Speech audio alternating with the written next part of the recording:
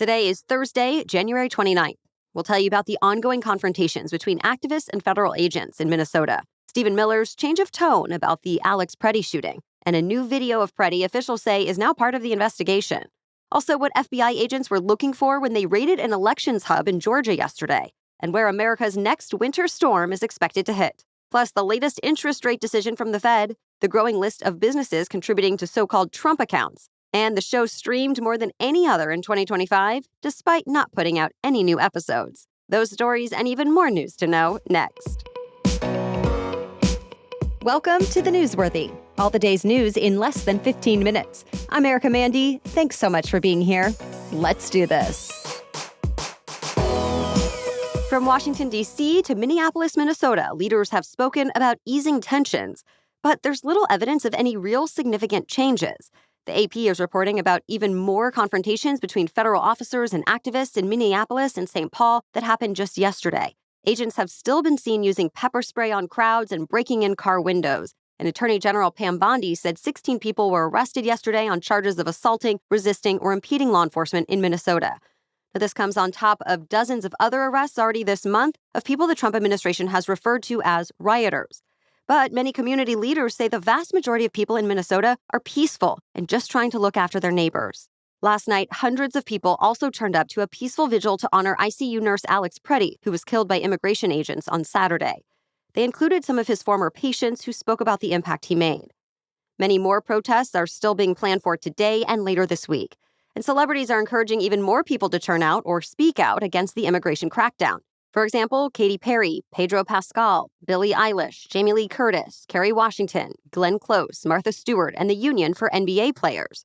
Bruce Springsteen even released a protest song yesterday called Streets of Minneapolis. He dedicated it to the memory of both Americans killed by federal agents, Alex Pretti and Renee Good. In response, the White House said it's focused on removing dangerous criminals from American communities, not, quote, random songs with irrelevant opinions. Within just hours of release, the song was streamed more than 1 million times on YouTube. White House Deputy Chief of Staff Stephen Miller now says the federal agents who shot and killed Alex Pretti may not have been following protocol. It comes just days after he and some other officials portrayed the shooting as justified. Remember, Miller also called Pretti a domestic terrorist and a would-be assassin and accused lawmakers who condemned the shooting of inciting an insurrection. He now says that was all based on initial reports from the officers on the scene. Since then, the administration has faced growing backlash over the killing. For now, the two federal agents who shot Pretti are on leave as standard procedure. Meanwhile, investigators say they're looking into another video of Pretti taken days before he was shot and killed. It seems to show Pretti yelling, spitting on a federal agent's car, and kicking in the taillight. Then an agent getting out, chasing Pretti, and wrestling him to the ground. Pretti's family confirmed it's him in the video and that he was hurt but did not get medical care. The Homeland Security Department says that video is now part of the investigation, as well as several others that show the shooting that killed him, including body camera footage. By the way, federal officials say the person they were really after when Pretti was killed was an Ecuadorian man who at one point was charged with misdemeanor domestic assault. As of this morning, he still has not been captured. Remember, the Trump administration has said the immigration crackdown is meant to capture violent criminals. But in Minnesota, a recent local review found less than 6% of the people who have been arrested recently have been convicted of violent crimes. President Trump's border czar, Tom Homan, just took over in Minneapolis in what was seen as a shift in strategy. He's scheduled to hold a news conference this morning. The government could once again partially shut down by the end of this week. This time, it's because some lawmakers object to the spending bills needed to avoid a shutdown. And the reason specifically is funding for ICE. Of course, ICE stands for Immigration and Customs Enforcement. A group of Senate Democrats is now withholding their votes unless new restrictions are placed on the agency. In a new list of demands, they say they want federal agents to remove their masks, carry proper identification, and end roving immigration patrols. They also want to require warrants for arrests, end detention quotas, and have agents observe conventional law enforcement standards on use of force. At this point, it's not clear how much negotiation has been going on with Republican senators. But President Trump and Senate Minority Leader Chuck Schumer were reportedly considering options last night. The New York Times reports they're talking about a plan to split off the Homeland Security part of the spending package so it's separate from the other agencies that also need to be funded. The hope is the Senate can pass the other parts before the deadline and vote on a short-term extension for Homeland Security to give time for more negotiation. It's worth noting, even if there is a shutdown, Most law enforcement is considered essential, and ICE still has plenty of leftover funding from another bill passed last year. In other words, ICE is not expected to be immediately impacted one way or another. To be continued.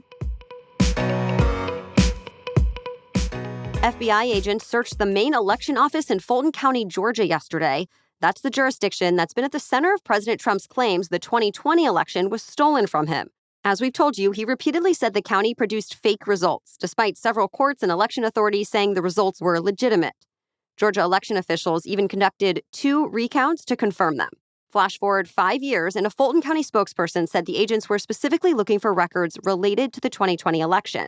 Remember, it was just last week that President Trump said people will soon be prosecuted for rigging the race against him, though it's not clear exactly who might be prosecuted or what crimes they might be charged with. With much of the country still cleaning up from the last big winter storm, millions of people are starting to prepare for the next one. There's a threat of significant snow, strong winds, and some coastal flooding from the Carolinas to New England. That storm is expected to take shape tomorrow. Meanwhile, last weekend's winter weather is now considered to be responsible for the deaths of at least 73 people. Hundreds of thousands of people are still without power. Millions of people are still under cold weather alerts this morning, and it's expected to get much colder. The National Weather Service says this period of frigid temperatures could actually be the longest cold stretch the U.S. has seen in several decades.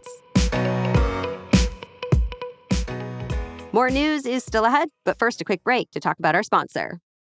There are a lot of decisions to make as a parent, but one that's been super simple for me 2 years ago and is still true today in 2026 is giving my son Hiya's children's vitamins. While other products seem to prioritize candy-like appeal, Hiya looked at what modern kids are actually eating or not eating and formulated around those specific nutritional gaps, working alongside pediatricians and nutrition scientists. And still, my son loves taking his Hiya vitamins and probiotics. He loves the taste, the colors, and just the routine of it. And I love that Hiya earned Clean Label Project's highest Purity Award certification and puts every batch of product through third-party testing for heavy metals and contaminants in GMP-compliant labs. Oh, and if getting your kids to eat vegetables feels like an impossible daily battle, Hiya's new Kids Daily Greens Plus Superfoods is a total game changer. It's basically chocolate milk stuffed with veggies. It's a greens powder that's packed with over 55 whole food-sourced ingredients. Just mix 1 scoop with milk or any non-dairy beverage and watch them actually enjoy something that's secretly fueling their growing bodies. We've worked out a special deal with Hiya for their best-selling children's vitamin. Receive 50% off your first order.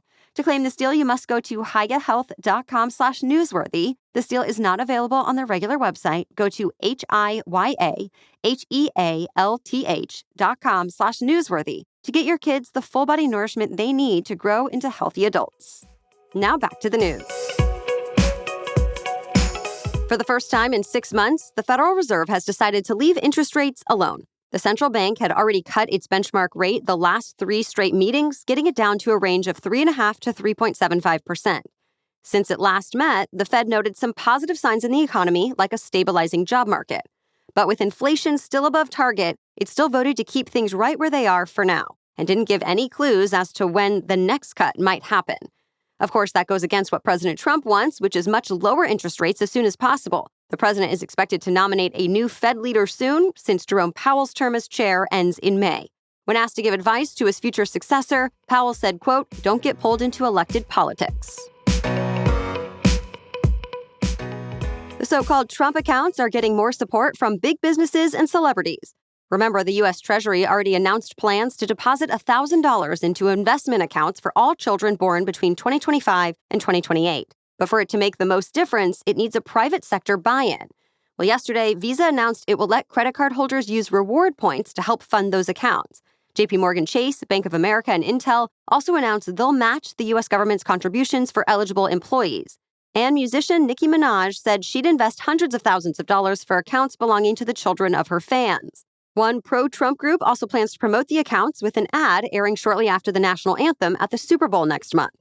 The White House and its supporters say the Trump accounts will bring financial freedom to future generations. But critics say the program's design leaves out low-income Americans who can't afford to supplement the government's initial seed money while offering fewer tax benefits than other saving options like 529 plans.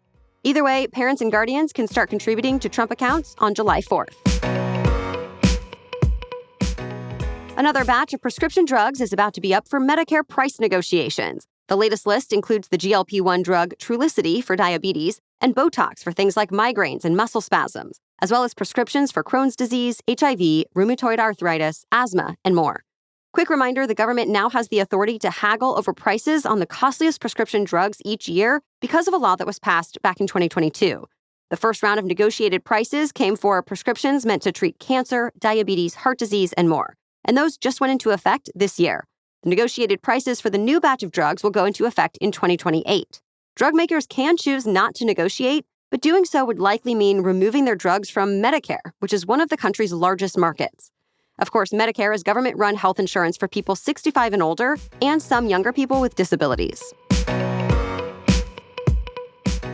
The football world seems to be in a collective state of disbelief over a new report from ESPN. It cites sources who say legendary New England Patriots coach Bill Belichick is not getting into the Pro Football Hall of Fame. He apparently fell short of the necessary 40 of 50 committee votes. But Belichick is considered to be one of the, if not the, greatest coach in NFL history. He is an 8-time Super Bowl champion and has 333 career wins. But ESPN says 2 cheating scandals known as Spygate and Deflategate came up during deliberations among Hall of Fame voters. No matter what the reason, the news has sparked an outcry from tons of other huge stars like Tom Brady, Patrick Mahomes, Troy Aikman, LeBron James, Dick Vitale, and many more. This is Belichick's first year of eligibility for the Hall of Fame. It's not clear yet if any other finalists receive the necessary votes for induction. We should find out for sure next week. The animated kids series Bluey is once again the most streamed show in the U.S. Nielsen's annual year-end streaming charts came out this week for 2025. It shows American viewers watched more than 45 billion minutes of Bluey last year. That's despite the fact that most episodes are less than 10 minutes long, and a new episode hasn't come out since 2024. Its closest competitor was Grey's Anatomy, which was nearly 3 times as many episodes that run for more than 40 minutes each, and it's available on more streaming services. Even then, it didn't even come close. The only streaming original to make the top 10 for 2025 was Stranger Things, which came in third. When it came to movies, K-pop Demon Hunters was far and away the most streamed of the year, and Seth MacFarlane received Nielsen's Streaming Icon of the Year award. Overall, in 2025, his shows and movies, led by Family Guy, amassed more than 60 billion minutes of watch time. That's it for the main news today, so now it's time for Thing to Know Thursday. And it seems a lot more Americans are starting to reject the two-party system in this country. Recent Gallup data show a record number of American adults now consider themselves political independents. In surveys conducted throughout last year, 45% identified as being neither Democrat nor Republican. That makes independents the largest group of voters. Former President Biden's press secretary, Karine Jean-Pierre, is one of those Americans who has recently become independent. And she told ABC News she doesn't think independents are disengaged, that she believes more people are just looking for politicians to earn their support with policies rather than just assuming loyalty based on branding. Of course, all these findings come as the midterm elections are coming up this fall. Several tight races are expected as both Republicans and Democrats compete for control of Congress. And now it seems clear candidates on both sides will have to appeal to independents if they're going to have any chance at winning. Thank you so much for listening today. We'll catch you up on more news to know tomorrow. Until then, have a great day.